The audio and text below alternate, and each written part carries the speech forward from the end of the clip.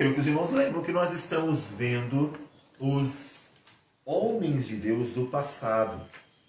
Porque esses homens de Deus do passado são exemplos colocados por Deus para o presente. Muito importante meditarmos no que Deus quis nos ensinar através dele. Que inclusive nos leva a pensar numa coisa importante. Que você será um exemplo para os filhos, para amigos, para outras pessoas. Para ser exemplo não precisa ser famoso. A nossa geração tem tratado de uma forma equivocada a questão. Nenhum dos homens de Deus do passado foram, vamos dizer, famosos na sua época. Inclusive, os mais recentes, digamos assim, como Calvino, a fama não esteve presente nos seus dias, porque senão não teriam sido perseguidos, maltratados, não teriam sido expulsos, como Calvino, da própria igreja. E assim, estes homens, em vez de fama, adquiriram muito sofrimento, muita dor, muitas lutas, como Abraão, peregrinações. Mas esses homens se tornaram exemplo exatamente nisso. O exemplo que eles deixaram para nós foi o fato de que eles mantiveram-se firmes diante de um mundo que jaz no maligno. Minha gente, a nossa glória não é caminhar no mundo paraíso. A nossa glória é sofrer as afrontas de um mundo que jaz no maligno. É exatamente o fato de estarmos vivenciando este mundo que faz com que a vida cristã seja um exemplo para que as pessoas imitem, por causa da perseverança e dedicação a Deus. E nós queremos ver hoje a vida de Abraão. Portanto, vamos para Gênesis capítulo 12, mas nós não vamos ver apenas o capítulo 12, já que nós vamos ver o personagem Abraão, o crente Abraão. Então, nós vamos ter que percorrer algumas páginas da Bíblia, de Gênesis 12 a 24. Gênesis 12 a 24. Vamos começar com Gênesis 12, alguns versículos, de 1 a 4, que diz assim: Ora, disse o Senhor a Abrão: sai da tua terra, da tua parentela e da casa de teu pai, e vai para a terra que te mostrarei. De ti farei uma grande nação, e te abençoarei, e te engrandecerei o nome, sê tu uma bênção. Abençoarei os que te abençoarem, e amaldiçoarei os que te amaldiçoarem. Em ti serão benditas todas as famílias da terra. Partiu, pois, Abrão, como lhe ordenara o Senhor, e Ló foi com ele. Tinha Abrão 75 anos, quando saiu de Harã. Vamos orar ao Senhor. Senhor Deus amado, bendito o teu nome.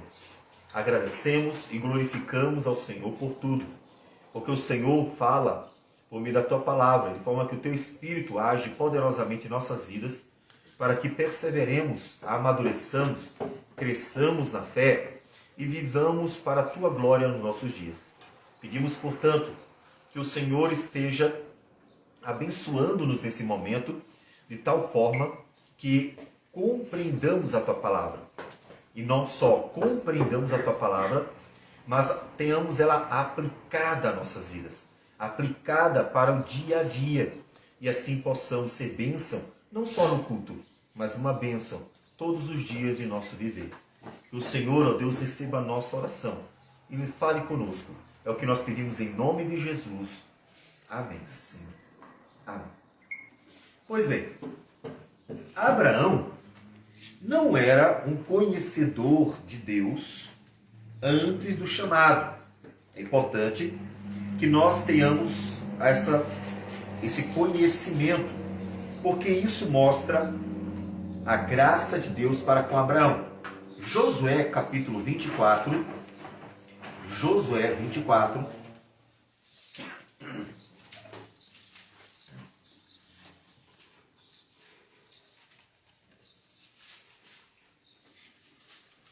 Josué 24,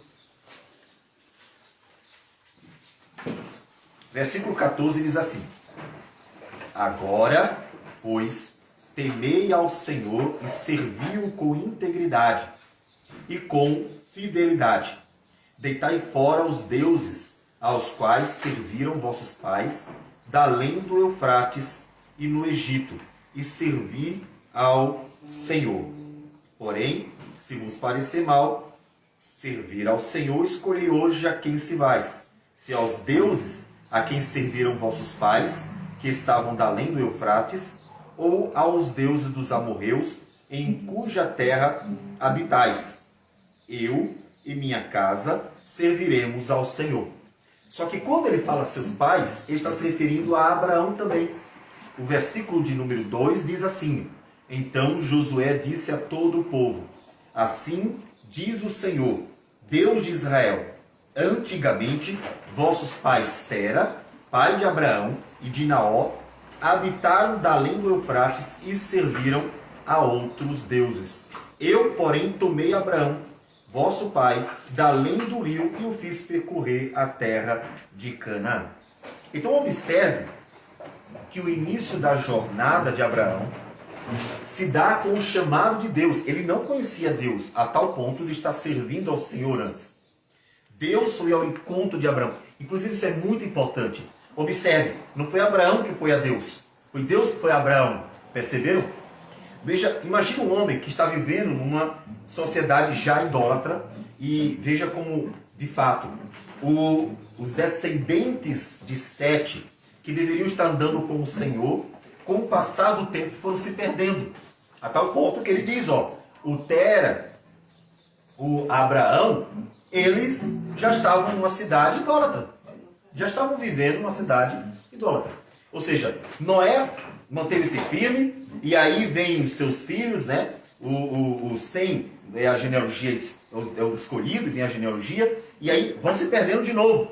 Então, acontece sempre isso. Eles vêm bem, aí começam a se misturar com o mundo e vão se perdendo. Começam a se misturar, vão se perdendo. E aí, então Deus intervém.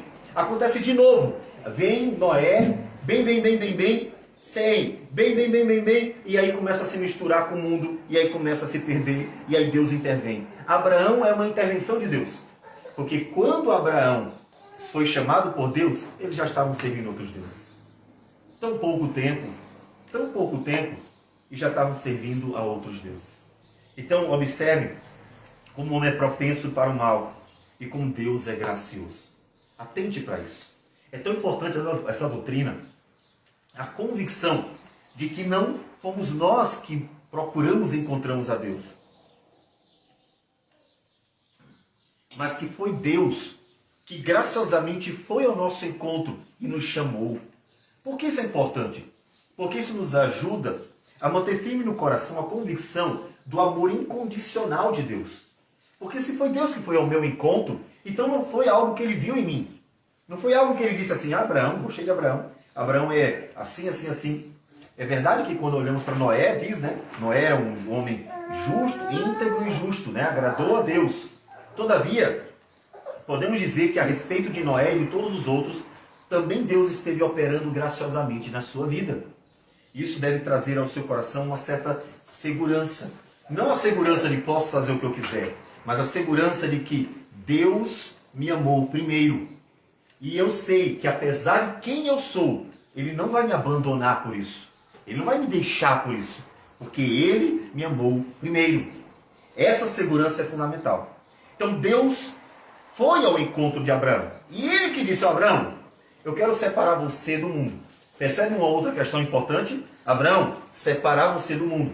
Ele não tirou Abraão do mundo literalmente, né? Abraão não foi como Enoque trasladado. Abraão continuou, né, na terra, no planeta Terra, mas ele foi afastado de um grupo que de fato estava já perdido. Lembre-se que, como ele diz, eles estavam servindo a outros deuses. Então eles estavam já caminhando mal. Deus afasta Abraão para que Abraão possa andar com o Senhor, para que Abraão possa andar com Deus. Ele vai e afasta Abraão. Abraão, uma nova jornada propõe. E Abraão é abençoado por ti. Em ti serão benditas todas as famílias da terra. Vocês sabem que essa promessa diz respeito a Jesus. Jesus é aquele descendente de Abraão que abençoa famílias de toda a terra, tanto que nós estamos bem longe do Oriente Médio e fomos abençoados por meio de Jesus. Mas observe a reação de Abraão. Abraão, sai da tua terra, sai do conforto, sai do teu lar, sai de tudo que você tem, sai daí e vai para onde eu ainda te mostrarei. Abraão, você não sabe para onde vai, mas eu vou te mostrar, vá para lá. Observe que Abraão estava indo para um lugar incerto para peregrinar. Quem ouviu o sermão de hoje pela manhã, também precisamos tratar um pouco sobre isso, porque o capítulo 6 de Hebreus está falando exatamente de Abraão e a sua fé. Abraão creu. Versículo 4 diz: partiu, pois, Abraão como lhe ordenara o Senhor. Abraão obedeceu. Isso é importante.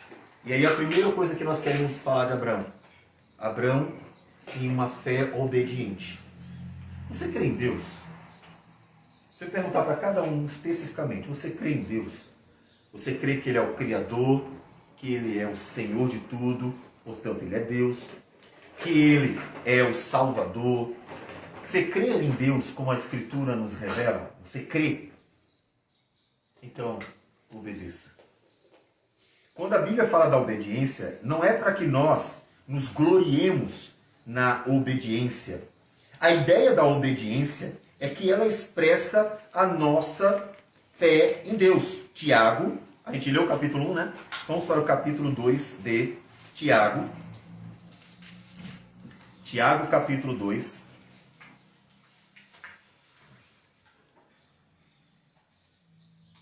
Ele diz assim, versículo 19, tá? Crês tu que Deus é um só? Faze bem. Até os demônios creem e tremem. Queres, pois, ficar certo, ó homem insensato, de que a fé sem as obras é inoperante? Não foi por obras que Abraão, nosso pai, foi justificado quando ofereceu sobre o altar o próprio filho Isaque? A gente vai chegar nesse momento. Ele está se referindo ao capítulo 22 de Gênesis, quando Abraão obedeceu a Deus mais uma vez. Vês como a fé operava juntamente com as obras. Com efeito, foi pelas obras que a fé se consumou. Essa frase é muito importante. Abraão primeiro creu, certo? Se ele não tivesse crido, ele não teria obedecido. Se você acredita no que eu estou dizendo, então você faz aquilo que eu estou dizendo. Certo assim? Abraão creu primeiro. Mas como foi que a fé se consumou? Ela se manifestou. Não apenas como uma coisa subjetiva dentro do coração de Abraão. Como foi que a fé se revelou objetiva? Como algo que todo mundo pode ver. Ninguém pode ver o que está no seu coração, concorda comigo? Ninguém consegue ver a sua fé no seu coração, não é verdade? Mas as pessoas podem ver a manifestação da sua fé. Elas podem ver claramente, tanto é que hoje eu estou vendo que Abraão partiu conforme ordenara o Senhor. Dá para ver a fé de Abraão, porque ele obedeceu. A obediência manifesta a fé. Lembre-se disso sempre. Significa que o fato de você crer estará levando você a todos os dias dizer: Senhor, eu quero obedecer. Obedecer tudo que o Senhor mandar, tudo. Porque eu creio. Não é porque obedecendo eu vou estar dizendo: olha, tá vendo que eu sou melhor que os outros? Lembrem da parábola de Jesus do fariseu e o publicano? Estão lembrados? Em que o fariseu ora ao Senhor dizendo: Pai, obrigado, porque eu não sou injusto, eu não sou ladrão, eu não sou isso, não sou aquilo, nem sou como aquele publicano ali, e começa a expor a sua justiça. E aí o publicano lá atrás, miserável pecador, nem olha para o céu, curvado, diz: tem misericórdia de mim, Senhor, tem misericórdia. Jesus diz: esse foi justificado. Por quê? Porque ele não apoiou-se numa justiça própria. Ele não olhou para si e disse: eu sou bom, mereço ser abençoado por Deus. Não. Ele disse o quê? Eu não sou digno de nada, Senhor. Tem misericórdia de mim. Não obedecemos porque entendemos que Deus vai ver em nós uma justiça, mas para manifestar a fé em Deus. Obedecemos o Senhor: eu creio na tua palavra. O Senhor me diz para ser um homem melhor, marido melhor, pai melhor, uma mulher melhor, esposa melhor, mãe melhor, filho melhor e assim por diante. Deus diz para ser um trabalhador honesto, diz para ser uma bênção dentro da igreja, diz para que eu faça assim, assim. Por que eu obedeço? Porque eu creio que Ele é Deus, que Sua palavra é a verdade e que, portanto, eu devo expressar a minha fé na minha obediência dia a dia. Então, o primeiro testemunho que Abraão dá para a gente é uma fé obediente. Uma fé que dá para ser vista. O caráter subjetivo da fé dentro do coração é manifestado, é exposto pela objetividade da obediência. Porque eu não posso ver a sua fé, mas eu posso ver a sua obediência. Eu posso ver as suas ações. Por isso que Jesus disse, pelo fruto se conhece a árvore. Não é que você errou e aí acabou-se o mundo. Porque Abraão também errou. Porque Moisés também errou. Porque Davi também errou. Porque Jacó também errou. Paulo também errou. Pedro também errou. Mas porque eles perseveraram em obedecer a Deus. Se caíram, levantaram pela graça do Senhor e continuaram. A fé de Abraão manifesta na obediência daquele homem. Você crê de verdade, então obedeça a Deus. Diga sempre a Deus, Deus, eu quero obedecer porque eu creio no Senhor. Mesmo que seja difícil, mesmo que pareça impossível. Vocês acham que foi fácil para Abraão? Vocês imaginam o homem ter que deixar tudo? Você deixaria? Você deixaria tudo que você construiu? Imagine vocês que construíram. Vocês têm carro, casa, emprego fixo e até já cresceu, né? Você deixaria tudo? Você deixaria tudo para trás? Mas Deus, eu lutei tantos anos para conquistar tudo isso. E agora o Senhor me diz para me sair daqui e ir para um lugar que eu nem sei para onde é. Piorar, né? Peregrinar, porque ele nem ficou numa casa certa. Ele ficou andando por todos os lugares durante esse período. Você sairia? Ou seja, não foi fácil obedecer. Para Abraão não foi fácil. A obediência é difícil. Por que a obediência é difícil? E por que então ela se mostra de grande valor? Porque a obediência ela vai contra tudo aquilo que você quer. Você quer fazer assim, Deus diz assim, é assado. Você quer fazer A, Deus diz o quê? B. Você quer ir por aqui, Deus diz é por ali. Você gosta disso, Deus diz assim, mas é aquilo que eu gosto. A fé contraria muitas nossas vontades, não é verdade?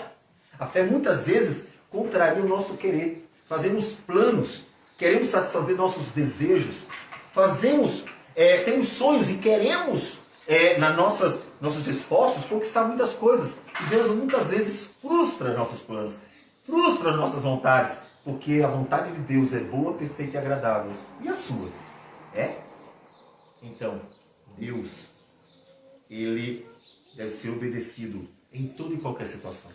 Não pense assim, Deus, eu vou te obedecer, o Senhor prometeu, o Senhor me chamou para fazer algo maravilhoso, algo tão bom, eu vou obedecer. Vamos dizer assim, Abraão foi chamado para viver no Havaí. Eu vou, com certeza eu vou, né? Então, não foi. Apesar de Deus prometer abençoar, a jornada de Abraão não foi fácil. Não foi fácil. Foi uma jornada difícil. E nós vemos e vamos conhecer aqui a jornada dele. A fé se manifesta na obediência. E Abraão mostrou que cria realmente em Deus desde o início. Ele mostrou que a sua fé realmente era uma fé verdadeira. Mas continuando, Abraão então sai, vai até a região da terra de Canaã, eles vão em direção a Canaã. Só que quando chega lá em Canaã, está havendo fome na terra. E Abraão muda a rota um pouquinho. O que ele faz? Ele apenas desvia porque fica sabendo que no Egito tem comida. Interessante que isso se repete mais de uma vez. Vamos dizer José de novo. José, né? Deus manda fome com um propósito e eles vão para o Egito porque lá tem comida, né? E aí, Abraão vai ao Egito, fica no Egito, acontece aquele problema relacionado à sua esposa, porque ele diz que ela é irmã, apesar que ela era realmente irmã, ela é meia-irmã dele. E então, Abraão sai do Egito e segue de novo em direção a Canaã. Só que quando chega em direção a Canaã, acontece confusão entre os pastores de Ló e os pastores de Abraão. Lembra que Abraão não está sozinho. está com a sua família, todos os seus servos e também com o seu sobrinho. Porque o pai havia morrido, né? O pai de Ló havia morrido. Então ele cuida, veja que é o cuidado de Abraão. E Abraão, indo para lá, diz assim, olha, não é interessante a gente juntar os rebanhos, porque está havendo confusão, e eu não quero confusão com você. Isso é minha família, eu quero estar bem com você. E Abraão, então, diz, versículo 8, vamos ver o capítulo 13 de Gênesis, versículo 8. Lembre-se que nós vamos percorrendo as páginas de Gênesis até o capítulo 24. Ele diz, disse Abraão a Ló, não haja contenda entre mim e ti, e entre os meus pastores e os teus pastores, porque somos parentes chegados. Acaso não está diante de ti toda a terra? Peço-te que te apartes de mim. Se fores para a esquerda, irei para a direita. Se fores para a direita, irei para a esquerda. Levantou Ló os olhos e viu toda a campina do Jordão, que era toda bem regada. Olha que coisa interessante. A atitude de Abraão era de um homem que tem um amor abnegado. Vocês percebem o que ele fez? Ele abriu mão de escolher o melhor. E olhe que nós poderíamos até dizer que ele tinha direito. Porque ele provavelmente, apesar de não termos a idade de Ló, era mais velho que ele. Inclusive estava cuidando do seu sobrinho. Abraão poderia ter escolhido a terra e deixado a outra para Ló. Mas Abraão diz assim, olha, está tudo diante de você. O que você escolher é seu, o resto é meu. Isso é o quê? Amor abnegado. Vocês lembram que foi uma das palavras de Paulo? Ele encontrou nos Tessalonicenses, 1 Tessalonicenses, capítulo 1, versículo 3, ele diz, 2. Damos sempre graças a Deus por todos vós, mencionando-vos em nossas orações, e sem cessar, recordando-nos diante do nosso Deus e Pai, da operosidade da vossa fé, da abnegação do vosso amor e da firmeza da vossa esperança em nosso Senhor Jesus Cristo. Veja, ele deu graças a Deus porque viu nos Tessalonicenses o quê? A abnegação do vosso amor. Olha Abraão com amor abnegado. Ele deixou para o seu sobrinho algo melhor do que para ele. E Ló escolheu o que era aparentemente melhor. As campinas de Sodoma e Gomorra eram bem verdinhas, boas para o rebanho. Mas coisa interessante aqui para a gente meditar. Veja que os planos do homem, os juízos do homem, os julgamentos do homem, muitas vezes enganam. Ele olhou para aquele campo verde, né? Olha o que ele diz. Levantou Ló os olhos e viu toda a campina do Jordão, que era toda bem regada, antes de haver o Senhor destruído Sodoma e Gomorra. Como o jardim do Senhor, como a terra do Egito, como quem vai para Zoar. Ele olhou para aquela terra e disse que terra maravilhosa. Veja como as pessoas podem se enganar. Parecia ser um caminho direito. Parecia ser um caminho bom. No final deu o quê? Deu em morte. Não a morte dele, vocês conhecem a história. Nós ainda vamos ver mais à frente. Mas Deus destrói aquela terra e ela deixa de ser o campo verde que era. Deus destrói Sodoma e Gomorra. E então se acaba a fertilidade daquela região. Abraão e o amor abnegado. Veja que essas características, fé, amor e vamos ver até esperança, devem ser vistas no povo do Senhor desde o início. A fé, o amor e a esperança não são marcas de um cristão apenas, marcas de homens e mulheres que esperaram em Deus. Marcas de homens e mulheres que, em toda a história da redenção, creram no Senhor e andaram com o Senhor. Abraão tem essas marcas. A marca da fé e agora também de um amor abnegado. Abraão segue o seu caminho. A terra de Canaã é o seu destino, é o seu propósito. E acontece mais à frente de 5 reis lutarem contra 4 reis. Capítulo 14. Nessa guerra em que os reis que foram derrotados, eles estavam lutando pela sua liberdade, porque na verdade eles foram para a guerra porque os dominadores não queriam perder o domínio. Então, tendo perdidos, e dentre eles estava Sodoma e Gomorra, o Ló que estava junto, observe, ele viu algo bom. Já acontece o primeiro problema. Qual foi? Foi levado cativo pelos reis que haviam vencido. Quedor Laomé, que era o principal dos reis dessas cidades dominadoras que dominaram sobre as demais cidades. E aí acontece de Ló ser levado cativo e Abraão fica sabendo. Levaram cativo Ló e sua família. O que é que Abraão faz? Olhe Deus usando Abraão. Deus mostrou por meio de Abraão a necessidade de uma fé obediente. Mostrou por meio de Abraão que o amor ele é um amor abnegado. E usa Abraão como um libertador. Versículo capítulo 14. Versículo a partir do 12. Apossaram-se também de Ló, filho do irmão de Abrão, que morava em Sodoma, e dos seus bens, e partiram. Porém veio um que escapara, e o contou a Abrão, o hebreu. Este habitava junto nos carvalhais de Mane, o amorreu, irmão de Escol, e de Aner, os quais eram aliados de Abrão. Ouvindo Abrão que seu sobrinho estava preso, fez sair 318 homens, dos mais capazes, nascidos em sua casa, e os perseguiu até Dan. E repartiu contra eles de noite, ele e os seus homens, feriu e os perseguiu até Obá, que fica à esquerda de Damasco. Trouxe de novo todos os bens, e também a Ló, seu sobrinho, os bens dele, e ainda as mulheres e o povo.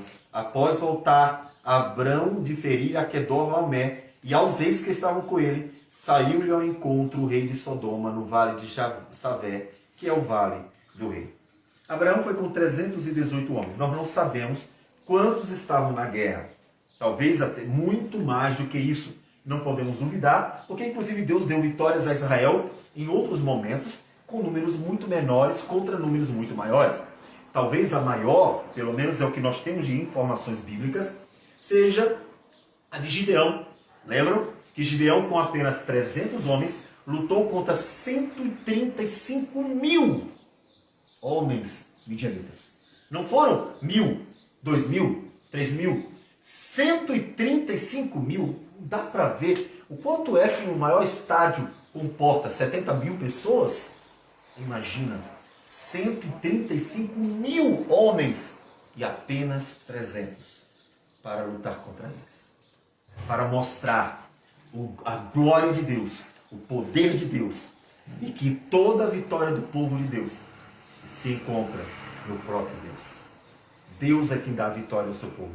Não importa se são gigantes como Golias, se são poderosos como as nações que tentaram tantas vezes, como a Assíria, tomar o povo do Senhor, como aconteceu no caso do rei Ezequias, em que o Senaqueribe vai para tomar Jerusalém. Não importa se são homens em tanta quantidade que talvez quase não deu para contar, com os 135 mil midianitas. O fato é que Deus é a razão da nossa libertação. E Abraão foi o instrumento de Deus. Olha como diz, versículo 18 em diante. Melquisedeque, rei de Salém, ou seja, rei de paz, é o que significa rei de Salém. Salém é uma variante de Shalom, que é paz. Trouxe pão e vinho. Era sacerdote do Deus Altíssimo. Abençoou ele Abrão e disse, olha a bênção, escutem e prestem atenção na bênção de Melquisedeque, que significa rei de justiça, porque tzadik é a palavra justiça em hebraico. Então, rei de justiça. Ele diz, bendito seja Abrão, pelo Deus Altíssimo. Abrão é abençoado por quem? Pelo Deus Altíssimo, que possui os céus e a terra. Tudo é de Deus. E Deus abençoa quem Ele quer abençoar, do jeito que Ele quer abençoar. E versículo 20. E bendito seja o Deus Altíssimo, que entregou os teus adversários nas tuas mãos. Quem deu a vitória a Abrão? Deus. Abrão é um instrumento libertador nas mãos de Deus. O que foi que Deus disse no capítulo 12? Em ti serão benditas todas as famílias da terra. Abraão, como instrumento de Deus, vai mostrando que Deus vai cumprir a sua palavra. Percebe? A vida dele já vai mostrando que Deus vai cumprir. Deus vai abençoando Abraão e usando como instrumento de Deus, ainda que em situações, claro, de muito menor valor e significado do que Jesus Cristo, que morreu na cruz, vencendo o pecado em nosso lugar, por nós. Mas Abraão vai mostrando a promessa de Deus como uma promessa fiel e verdadeira por meio da vida dele. Porque Deus vai usando Abraão. Deus vai manifestando o seu poder pela vida de Abraão. Abraão, um instrumento libertador nas mãos do Senhor, o Deus eterno. O Deus eterno. E Abraão segue. Nosso propósito é focar no testemunho que Deus quer que nós aprendamos de Abraão. Então vamos seguir em frente um pouquinho. E aí, capítulo 15, diz que depois destes acontecimentos, veio a palavra do Senhor a Abrão, numa visão, e disse: não temas, Abrão, eu sou o teu escudo. Veja, eu te guardo, eu te protejo. O teu galardão será sobremodo grande, a tua recompensa será muito grande. Respondeu Abrão: Senhor Deus, que me haverás de dar, se continuo sem filhos, e o herdeiro de minha casa é o Damasceno Eliezer? Lembre-se que Abrão esperou 25 anos para ter filho, no caso do Isaac. Ismael foram com 86 anos, então se passaram ali 11 anos. Ele esperou 25 anos para se cumprir a promessa. Então, observe que Abraão, ele tem uma expectativa: ainda não me deste filho. Porque Deus disse que de Abraão ele faria o quê? De ti farei uma grande nação. Não tem outro jeito de você fazer de um homem uma nação se ele não tiver filhos. Certo? Então Abraão coloca diante de Deus: se eu disse que me faria uma nação, mas já se passaram alguns anos e até agora não veio filho nenhum. Ele coloca diante de Deus aquilo que está acontecendo. E Deus vai responder para Abraão. A isto, versículo 4, respondeu logo o Senhor: não será esse o teu herdeiro, mas aquele que será gerado de ti será o teu herdeiro. Então conduziu até fora e disse: olha para os céus e conta as estrelas. A gente não consegue mais ver as estrelas todas, né? Porque as cidades são muito iluminadas. E a luz aqui termina encandeando. A gente não consegue visualizar as estrelas. Mas você imagina naquele período, tudo escuro, 100% escuro, talvez algum tipo de fogo ali aceso, algum, entre aspas, o que seria a vela da época, né? O candeeiro, né? Aceso lá na tenda. E Abraão, com tudo escuro, olhando para o céu. Você já viu aquelas fotos no céu tudo estrelado? Não dá, é quase que tudo juntinho as estrelinhas. Ele vendo este céu. E Deus diz para ele assim: conta. Você hoje olha para o céu, parece que só tem uma, duas, três, né? Cadê? As estrelas sumiram, foi? Né? A gente consegue contar as estrelas da cidade. Mas imagina Abraão vendo aquela quantidade de estrelas que não dava nem para contar. Conta as estrelas. Em outras palavras, o que ele quer dizer? Você não vai conseguir contar. A ideia é realmente trazer um exagero, um número tão elevado, para que ele entendesse a dimensão da promessa. Olha para os céus e conta as estrelas, se é que o podes. E lhe disse: será assim a tua posteridade. Eu darei filhos para você. Deus confirmou: a promessa é fiel e verdadeira. Eu vou cumprir a promessa. Eu darei filhos para você. Versículo 6 diz o quê? Ele creu no Senhor, e isso lhe foi imputado para a justiça. Ele creu em Deus. Ele creu na palavra de Deus. Abraão crente. Abraão que crê nas promessas. Você crê nas promessas do Senhor? É fundamental, minha gente. A promessa: nunca te deixarei, nunca te desampararei. A promessa que nós herdaremos um novo céu, uma nova terra, onde tudo será maravilhoso, um paraíso, uma terra sem pecado, uma terra sem maldade, uma terra sem corrupto, enganador, mentiroso, assassino, impuro e todo tipo de pecado, uma terra sem nada disso. Uma terra onde poderemos andar por todos os lugares, nos deleitando na criação de Deus, uma terra restaurada, onde não precisaremos nos preocupar com mais nada, porque nem a morte haverá mais, nem morte. Essa é uma promessa fiel e verdadeira. Está em Apocalipse capítulo 21. Vocês lembram disso? Quando novo céu e nova terra vem, a nova Jerusalém, para que nós vivamos com Deus. Abraão creu em Deus. Você crê nas promessas do Senhor? Você crê nas promessas do Senhor? Você crê? É crendo nas promessas de Deus que nós vamos caminhando com Ele. Lembre-se uma coisa. Como foi que Abraão mostrou a fé? Como foi? Obedecendo. Então, se você crê nas promessas do Senhor, não pode desistir. Se você crê nas promessas do Senhor, não pode viver como se não conhecesse ao Senhor. Se você crê na promessa do Senhor, levante-se e ande com o Senhor. Se você crê nas promessas do Senhor, persevere. Se você crê nas promessas do Senhor, continue olhando para o Senhor. E se caiu, levante. Se crê nas promessas do Senhor, você tem que andar com o Senhor. Porque foi exatamente por crer no Senhor que diz, e isso lhe foi imputado para a justiça. Ele creu, portanto receberá aquilo que eu prometi, porque ele não duvidou de mim. Nós lemos hoje, estão lembrados? Tiago, capítulo 1. A partir do versículo 5. Se, porém, alguém de vós necessita de sabedoria, peça a Deus, que a todos dá liberalmente, e nada lhe impropera, e ser-lhe-á concedida. Essa é uma promessa. Certo? Senhor, me dê sabedoria para o que fazer no trabalho. Me dê sabedoria para como agir em casa. Me dê sabedoria para escolher. Eu escolho isso ou isso? Eu não sei. Me dê sabedoria. Me dê sabedoria para fazer as coisas. Me dê sabedoria para tomar decisões. Me dê sabedoria para conduzir. Entende?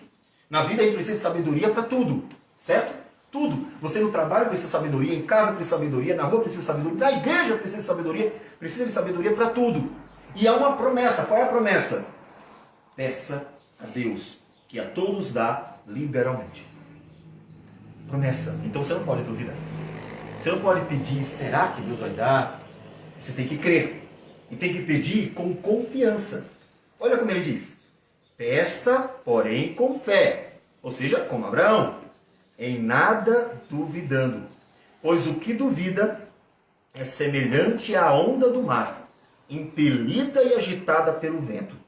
Não suponha esse homem que alcançará do Senhor alguma coisa. Homem de ânimo dobre, inconstante em todos os seus caminhos.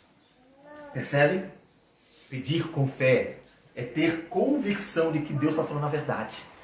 Deus não está me enganando, mentindo, iludindo, tapeando. Claro que não. Se você conhece mentirosos nesse mundo, que conhecemos um monte, Deus jamais pode mentir. Ele é fiel e verdadeiro. Portanto, tudo que Ele promete, Ele cumpre. Mas se você não crê, não receberá, não tem como. Deus prometeu cuidar de nós. Você duvida que Ele vai cuidar de você? Ele prometeu dar sabedoria. Você duvida que Ele possa dar? Ele prometeu tantas coisas maravilhosas. Você tem dúvida disso? Não duvide. Olhe para Abraão. Ele creu no Senhor. E isso lhe foi imputado para justiça. Creia você também. Confie você também. Que Deus é fiel para cumprir todas as suas palavras. E é importante que você lembre uma coisa. Que Paulo diz em 2 Timóteo 2,13. É que não depende de nós, tá? As promessas de Deus dependem de Deus. Paulo diz assim em 2 Timóteo. Se somos infiéis, Ele permanece fiel, pois de maneira nenhuma pode negar-se a si mesmo. Deus prometeu um novo céu e nova terra. E aí, de repente, você acha que por causa de um vacilo ou outro, Deus mudou a sua promessa. Eu acho que não. Levante, arrependa-se e caminhe com o Senhor, porque o Deus que prometeu, Ele não volta atrás. Por isso que o cristão é confortado em suas orações de confissão, porque ele sabe que a fidelidade de Deus não muda, é imutável. E a nossa justiça, ela é a justiça de Cristo. Então, olhe para o Senhor com fé, de verdade, verdadeira fé. O tempo passa. Vocês sabem, inclusive, que a Sara, sabendo que ela era estéril, que não conseguia dar à luz a filhos, então ela tem uma ideia. Abraão anuiu a ideia eles não sabiam ainda como Deus cumpriria a palavra, a promessa de ter Abraão um filho. Até porque até então Deus estava falando de Abraão, né? Abraão. Ele dá a sua serva, a Agar, ela dá, né? Ele vai ter um filho, o Ismael, e eles continuam a caminhada. No capítulo 17, Deus muda o nome de Abraão. O que Deus fez? Deus mostrou no nome dele que ele vai cumprir a sua promessa. Deus mostrou uma aliança com Abraão, mostrou o seu senhorio sobre Abraão. Deus tem um plano para Abraão. E quando ele muda o nome, ele dá uma aliança e um sinal dessa aliança. Capítulo 17. Capítulo 17. A partir do versículo 9. Disse mais Deus a Abraão: guardarás a minha aliança, tu e a tua descendência, no decurso das suas gerações. Esta é a minha aliança que guardareis entre mim e vós e a tua descendência. Todo macho entre vós será circuncidado. Versículo 13 diz: com efeito, será circuncidado o nascido em tua casa ou comprado por teu dinheiro. A minha aliança estará na vossa carne e será aliança perpétua. O incircunciso que não for circuncidado na carne do seu prepúcio, essa vida será eliminada do seu povo. Quebrou a minha aliança. Observe que aqui Abraão é o mediador de uma aliança. Por meio de Abraão, Deus faz aliança com todo o povo que descenderia dele, inclusive até os servos. Viram?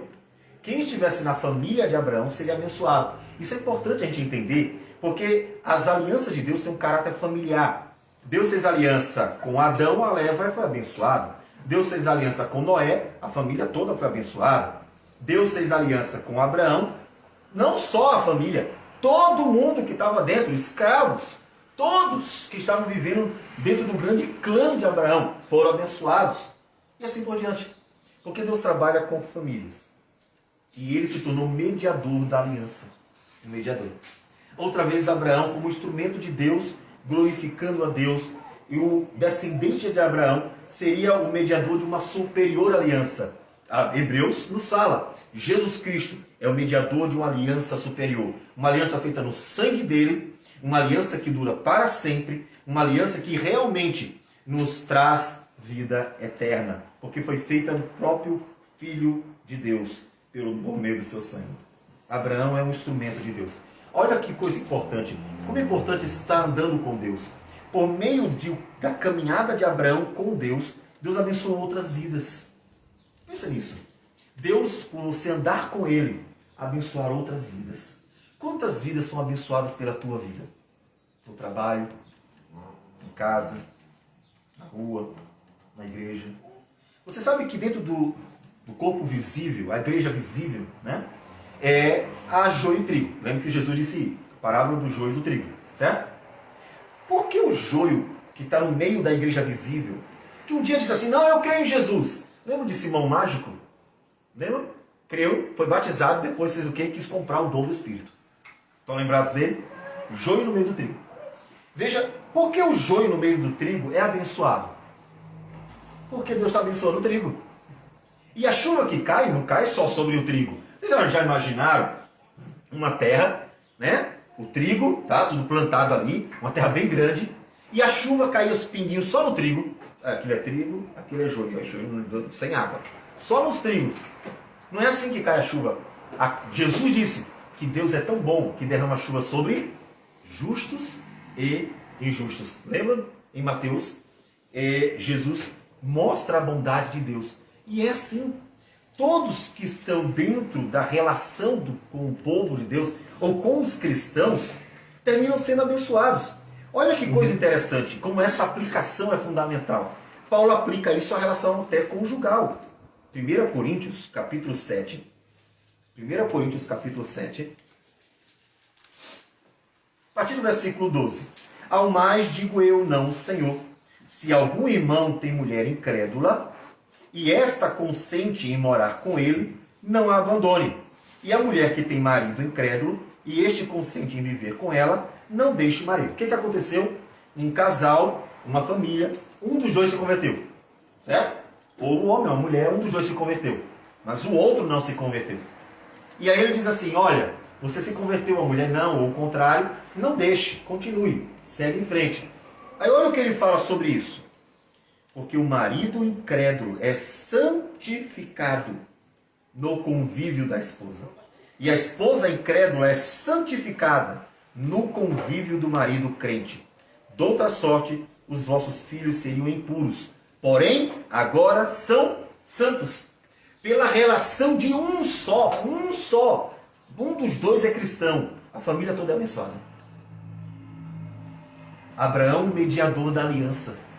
Por meio de Abraão, os seus servos foram abençoados. Por meio de Abraão, todos os que estavam ali foram abençoados. Abraão, mediador da aliança. Seja um instrumento de Deus. Seja aquele instrumento que abençoa todos que estão numa relação com você. Seja um instrumento que abençoa por conduzir essas pessoas para Cristo. Por conduzir essas pessoas à vontade de Deus. Por mostrar aquilo que é bom, certo, agradável. Por ensinar o caminho do Senhor. Por fazer o melhor. Vamos lá, a mulher vai cozinhar, faça o melhor. Vai arrumar, faça o melhor. O homem vai trabalhar, dedique-se. Traga as coisas para dentro de casa. Ou seja, tudo que você fizer, faça o melhor. Paulo diz assim, não para homens, mas para Deus. E você estará abençoando vidas. Percebe? Abraão foi um mediador da aliança. Abraão abençoou vidas. Deus usou Abraão para abençoar vidas. Seja você um instrumento. Ele apontou para Cristo, o real, eterno mediador dessa aliança, e ele mostrou para nós como ser uma bênção. Andar com Deus não só é uma bênção para a gente, é uma bênção para muitas vidas. Muitas vidas. Abraão, uma bênção. E aí, como nós estamos falando sempre, segue-se a jornada. Os anos estão passando. Lembre-se que essa jornada que nós estamos lendo durou 100 anos, tá? Poucos não. 100 anos. Do chamado de Abraão à sua morte. São 100 anos. Não é uma jornada pequena.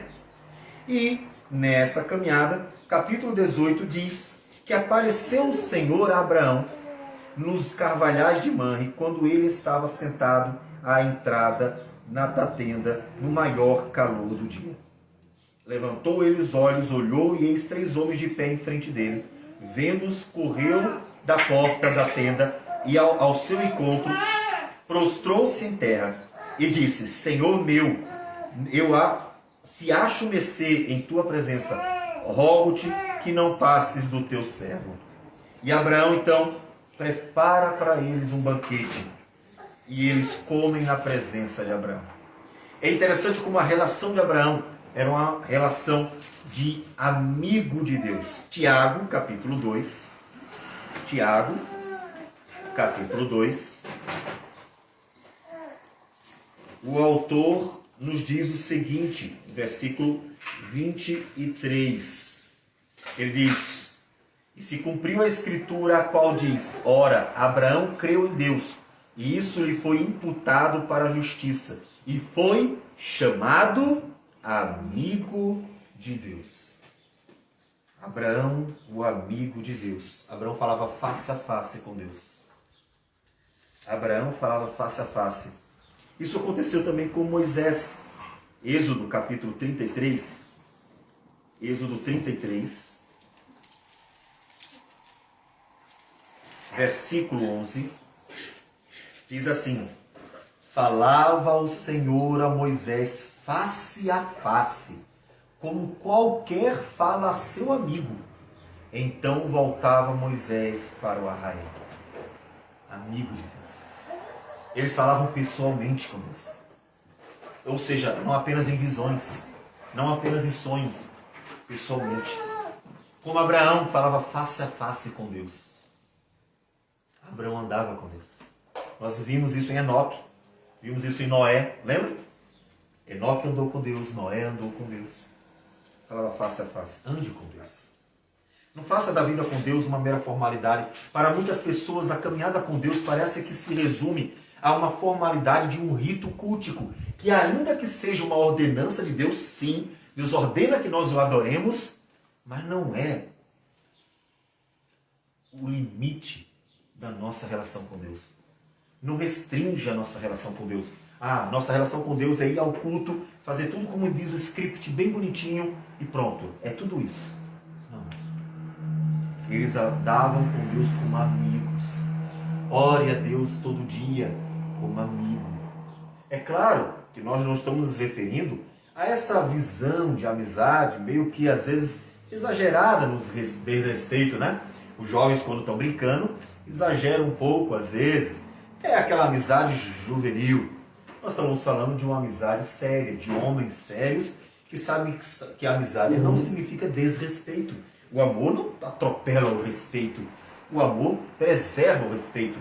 Um respeito porque, inclusive, é amizade com Deus. Com Deus. Sabe com quem você está lidando. Jesus disse, não vos chamo mais de servo. Jesus disse para os discípulos, disse o quê? Chamo vocês de amigos. Porque o amigo eu conto tudo. Uma relação de amor com seus amigos. Portanto, tenha uma relação de amizade com Deus. Tenha prazer em andar com Deus. Tenha prazer em ler a Bíblia. Tenha prazer em orar. Tenha prazer em fazer a vontade dele como amigo. Porque um amigo ele tem prazer de estar com outro amigo. Ele tem prazer de andar junto. Ele gosta de dividir o tempo. Ele gosta de dividir as coisas. Não é verdade? Isso é amizade. Por isso que, inclusive, a relação conjugal tem que envolver a amizade. Então, seja amigo de Deus. Seja amigo. Uma relação que não é só de obrigações. Eu tenho que ir para a igreja. Se eu não for para a igreja, todo mundo vai perceber que eu não fui. O pastor vai me chamar a atenção e assim por diante. Eu tenho que ir para a igreja porque é obrigação. Não. Já tem algum problema na sua relação com Deus.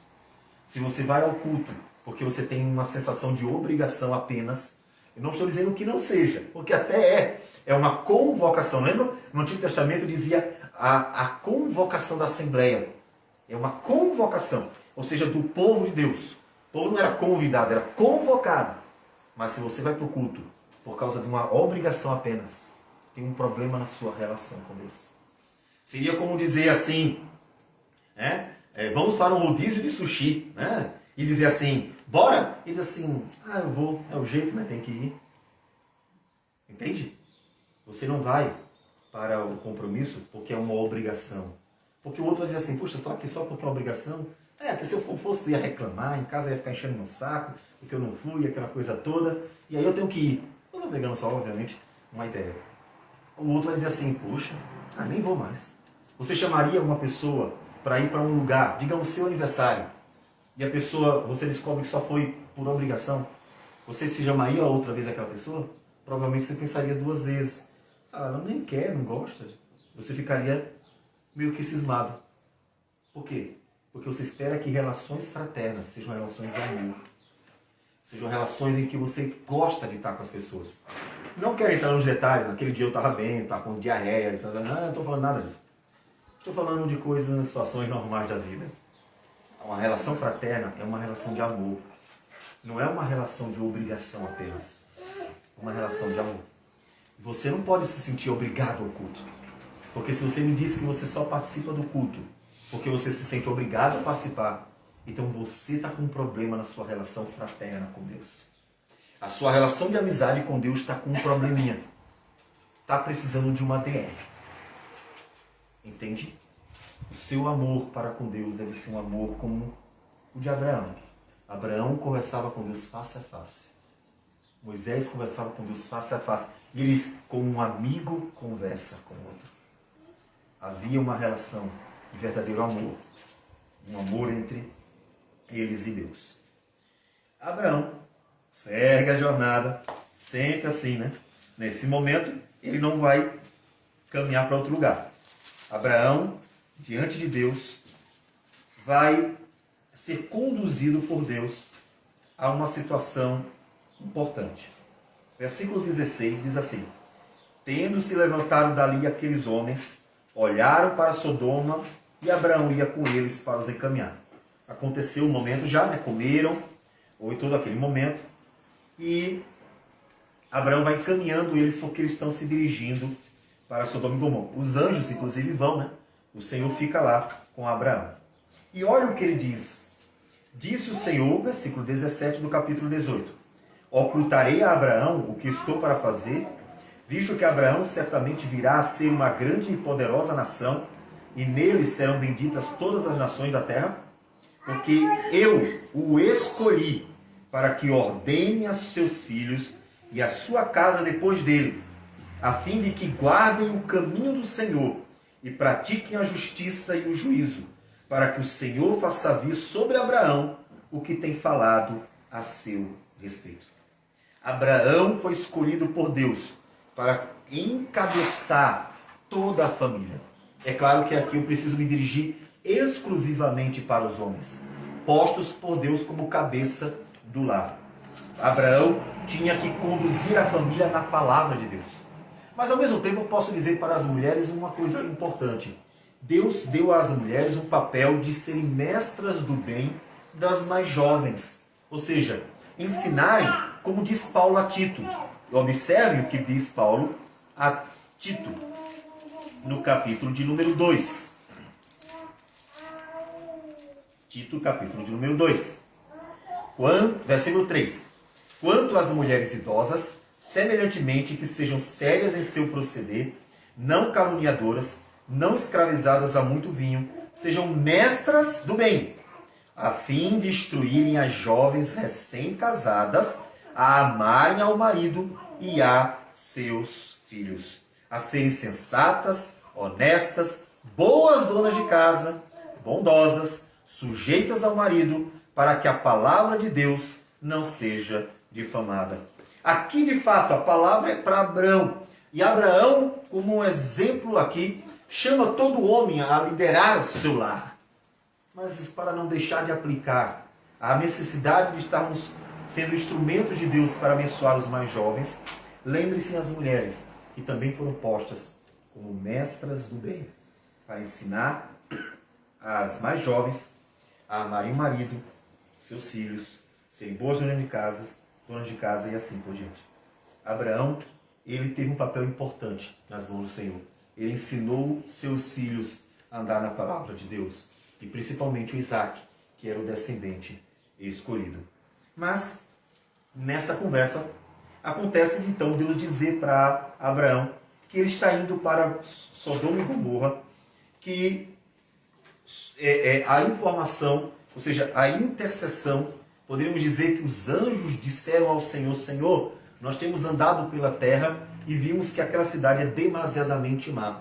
E chegou ao conhecimento de Deus aquilo ali. E Deus então manda os anjos para verificarem isso. Ou até poderíamos dizer que Satanás de rodear a terra procurando homens pecadores para tentar destruí-los, chega diante de Deus e diz assim: Deus, ali o Senhor tem que destruir, porque o prazer de Satanás é destruir tudo. Então, até poderíamos dizer isso, porque nos lembra muito bem o Jó também, não é? O Jó, quem foi apontar diante de Deus foi Satanás. Problema. Então, seja como for, subiu a Deus isto e Deus manda os anjos. E ele conta para Abraão. Só que Abraão sabia que Ló estava lá. E aí Abraão é um intercessor. Oh, como foi importante a intercessão de Abraão. Diz o texto que então, versículo 22, partiram dali aqueles homens e foram para Sodoma, na verdade 2 anjos, em forma de homens. Porém Abraão permaneceu ainda na presença do Senhor. E aproximando-se disse, veja que Abraão se sentiu à vontade para interceder, para orar, para rogar, para pedir a Deus que Deus cuidasse.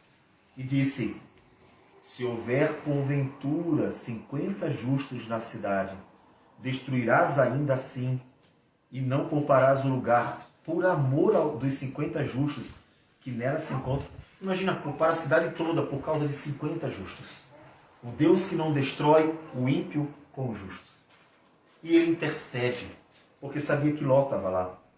Longe de ti o fazeres tal coisa, matares o justo com o ímpio, como se o justo fosse igual ao ímpio. Longe de ti, não fará justiça o juiz de toda a terra. Então disse o Senhor, se eu achar em Sodoma 50 justos dentro da cidade, pouparei a cidade toda por amor deles. A intercessão de Abraão. Você sabe que o número foi diminuindo, né? De tal modo que quando chega no versículo 32 disse ainda Abraão, não se ire o Senhor se lhe falo somente mais esta vez. Se porventura houver ali 10, respondeu o Senhor, não a destruirei por amor dos 10. Por causa de 10 justos, Deus preservaria uma cidade inteira. Abraão, intercessor, e os justos como sal da terra, luz do mundo. Viram o que Jesus disse? Vós sois o sal da terra, vós sois a luz do mundo. Estão lembrados? Olha aqui, ó, o que Jesus disse. O que seria o sal da terra? Os justos que preservariam uma cidade inteira. Os justos que, por causa dele, Deus não destruiria uma cidade. Eu fico pensando, tendo em vista, entender-se a coerência da teologia do juízo de Deus, que os últimos dias, os dias em que Jesus virá, o número de justos tem que ser muito pequeno. Porque Deus sempre mostra que ele só traz o juízo para um lugar, dilúvio, Sodoma e Gomorra, Judá, Israel, porque o número era tão pequeno que não era suficiente para salgar. O que foi que Jesus disse? Vós sois o sal da terra. Mas se o sal vier a ser insípido, para nada mais presta, senão para quê? Ser pisado pelos homens. Jerusalém foi o quê? Pisada pelos homens. Jerusalém em 70 foi destruída. Por que foi destruída? Porque não havia mais justos. Israel negou a Jesus. E aqueles que haviam crido estavam saindo dela. Entende? Quando não há justos, não há esperança para a sociedade. Se não houver justos nessa cidade, não há esperança para essa cidade. Porque é por meio dos justos que Deus preserva um povo. É por meio dos justos que Deus abençoa um povo. É por meio dos justos que há inclusive a esperança de ouvir o Evangelho. A esperança de pessoas serem convertidas pela fiel pregação da palavra. É necessário haver justos, porque no dia que a igreja se corromper totalmente como está caminhando, o negócio está a largos passos, caminhando para a sua total ruína, não haverá mais esperança para o mundo. E então o fim virá. O fim virá, porque não haverá mais o sal da terra neste mundo pecador. Abraão, intercessor, e os justos seriam o sal da terra naquela cidade muito pecadora. Em terceira, Paulo falou sobre a importância dessa intercessão a Timóteo. 1 Timóteo,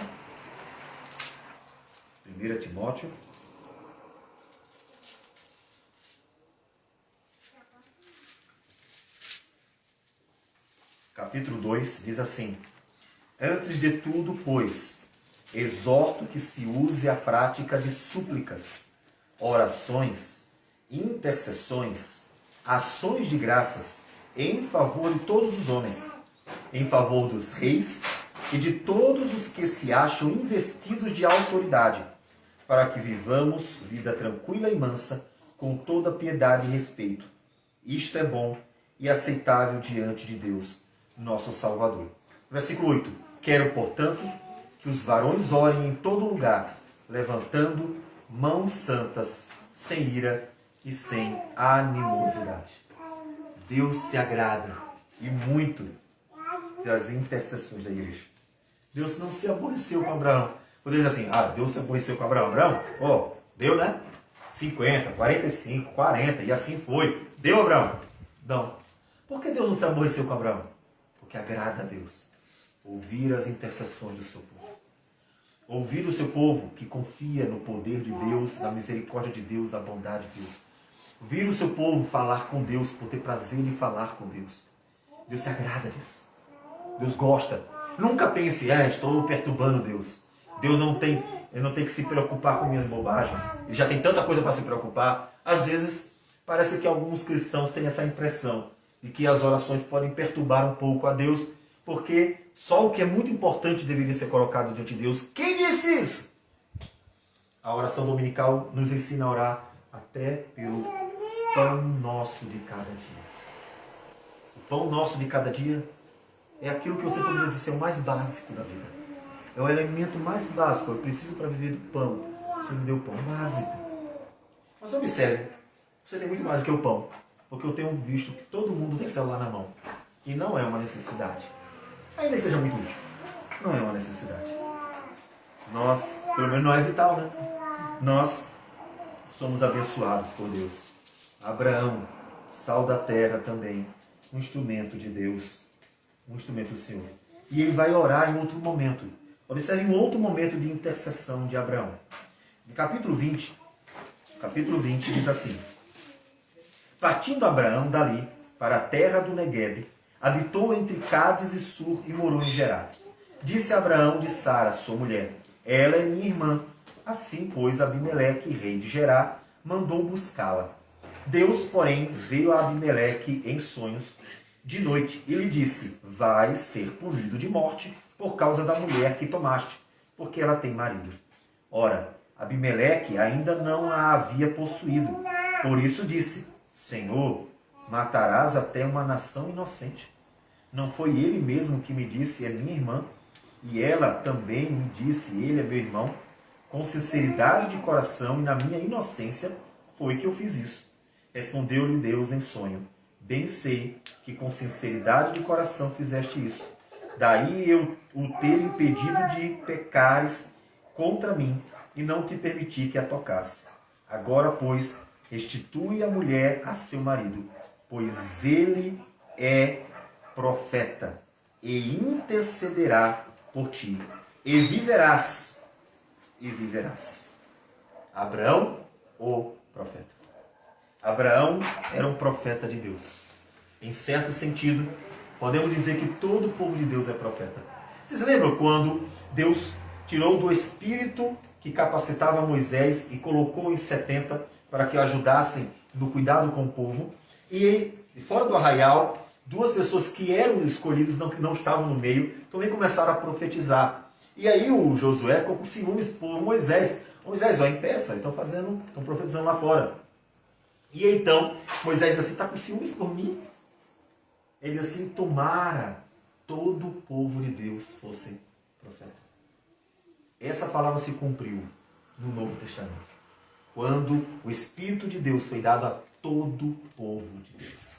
Não apenas a pastores, não apenas a músicos, não apenas a uns e outros, para um ministério específico profético, não, para um povo que é profeta de Deus. 1 Pedro, capítulo 2, 1 Pedro, capítulo 2, ele diz assim: vós, porém, sois raça eleita, versículo 9, vós, porém, sois raça eleita, sacerdócio real, nação santa, povo de propriedade exclusiva de Deus, a fim de proclamardes as virtudes daquele que vos chamou das trevas para a sua maravilhosa luz. O que é isso, senão o ministério do profeta? O ministério do profeta não era proclamar a palavra de Deus? Povo de Deus, no Novo Testamento, cheio do Espírito de Deus, é um povo profeta. É um povo sacerdote, que oferece a Deus culto agradável por meio de Cristo, o sacrifício perfeito. É um povo profeta, que tem nos seus lábios a palavra divina, que tem nas suas mãos esta palavra, que é o poder de Deus para a salvação. Então profetize, meu irmão. Esse é o sentido em que podemos dizer: profetize, meu irmão. Pregue a palavra de Deus para todos, porque não há mais distinção neste sentido. O ministério dos profetas hoje é o ministério da própria igreja. Por isso que o pastor também tem esse papel profético de anunciar a palavra de Deus aos homens. Anuncie, fale, porque Deus é glorificado no meio do seu povo pelos profetas de Deus. Sim, anuncie a obra do Senhor. Nós estamos chegando ao fim. Já estamos chegando ao fim. Vamos para o capítulo 21. Nasce Isaac. Sim, Deus cumpriu a sua palavra. Exatamente como havia dito, Deus cumpriu. Diz o capítulo 21, versículo 1. Visitou o Senhor a Sara como lhe dissera, e o Senhor cumpriu o que lhe havia prometido. Sara concebeu e dera à luz um filho a Abraão na sua velhice, no tempo determinado de que Deus lhe falara. Ao filho que lhe nasceu, que Sara lhe dera à luz, pôs Abraão o nome de Isaac. Isaac significa riso, tá? É exatamente a palavra riso. Vocês lembram que eles riram algumas vezes de alegria, Abraão, pensando como é que isso como desfrutaria dessa bênção. Sara com dúvida, né? Mas esses risos dele é exatamente a palavra Isaac. O verbo rir é exatamente a palavra Isaac. Certo? E o nome de Isaac, portanto, era riso. É como você colocar o nome do seu filho de riso. Eles tinham, com certeza, a lembrança viva de tudo que Deus prometeu toda vez que olhasse para Isaac. Porque Deus deu motivo de riso para eles. E então, versículo 22, Abraão, que estava em Gerar, né, que esteve entre Abimeleque, tem uma visita dele. Por esse tempo, Abimeleque e Ficol, comandante do seu exército, disseram a Abraão: Deus é contigo em tudo o que fazes. Abraão, o abençoado de Deus. Tudo que Abraão fazia, Deus abençoava. Minha gente, cuidado. Não significa que tudo que nós fazemos vai ser algo fácil, próspero e rico. Não é isso. Não é uma teologia da prosperidade. É que Deus estava com ele. Porque Paulo sofreu bastante. Porque o próprio povo de Deus passou por muitas dificuldades. Abraão, Isaac e Jacó tiveram suas lutas, mas Deus estava com eles. A ideia é que Deus estava com Abraão. Deus estava. No Salmo 23, Davi diz: o Senhor é meu pastor, nada me faltará. E fala das bênçãos, do pasto verdejante, águas de descanso. Mas depois ele diz: ainda que eu ande pelo vale da sombra da morte, não temerei mal algum, porque tu estás comigo. Ninguém disse que não haverá o vale da sombra da morte, mas sim que Deus estará nele. Entende? Ele era abençoado de Deus. Abraão, o abençoado do Senhor. Deus estava presente. E por último, Abraão, capítulo 24, é um homem cuidadoso. Um homem cuidadoso que se mostra assim na escolha da esposa para Isaac. Ele diz, capítulo 24, era Abraão já idoso, bem avançado em anos, e o Senhor em tudo o havia abençoado. Disse Abraão ao seu mais antigo servo da casa, que governava tudo o que possuía: põe a mão por baixo da minha coxa, para que eu te faça jurar pelo Senhor, Deus do céu e da terra, que não tomarás esposa para meu filho das filhas dos cananeus, entre os quais habito, mas irás à minha parentela, e daí tomarás esposa para Isaque, meu filho. Disse-lhe o servo: talvez não queira a mulher seguir-me para esta terra. Nesse caso, levarei teu filho à terra de onde saíste? Respondeu-lhe Abraão: cautela, não faças voltar para lá, meu filho. O Senhor Deus do céu, que me tirou da casa de meu pai e da minha terra natal, e que me falou e jurou, dizendo: à tua descendência darei esta terra, ele enviará o seu anjo, que te há de preceder, e tomarás de lá esposa para meu filho. Perceberam o cuidado dele? Não deixar tirar das mulheres, tomar esposa das mulheres pagãs dos cananeus? Abraão cuidadoso, para que Deus pudesse glorificar o seu nome, cumprindo a promessa naquela descendência de Abraão, uma descendência pura, realmente a descendência da família de Abraão, não se misturando. Abraão foi cuidadoso, e nesse cuidado Deus o usou para que buscasse uma esposa da parentela dele. Tanto é que o anjo do Senhor foi à frente mesmo, e Abraão teve a alegria de ver Isaque casar com Rebeca, uma mulher de Deus, que se mostrou assim no curso da história deles dois. Não sabemos como estava a família, porque inclusive Labão era um homem de ídolos, mas sabemos que Deus escolheu a mulher que iria acompanhar o filho da promessa e que foi uma bênção para ele. Tanto foi que Rebeca foi um instrumento de Deus para Jacó receber a promessa, a herança do Senhor, dada a Abraão, Isaque e Jacó. Deus abençoou Abraão, mas Deus também fez bênçãos, maravilhas por meio de Abraão. Olha, o testemunho deste homem. Tudo isso por quê? Porque Abraão creu. Ele creu em Deus. E a sua jornada é uma jornada de fé. Então, creia também e caminhe a jornada da fé como caminhou o crente Abraão.